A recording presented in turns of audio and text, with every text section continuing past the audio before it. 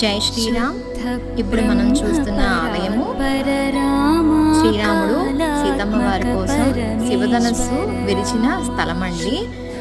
ఈ శివధనస్సు విరిచినప్పుడు 3 భాగాలుగా అయ్యి ఒక భాగం గగనంలో కలిసిపోయింది, అలాగే ఇంకొక భాగము పాతాళంలో కలిసిపోయింది, ఇంకొకటి రామేశ్వరంలోని ధనుష్కోటిలో ఉంటదన్నమాట.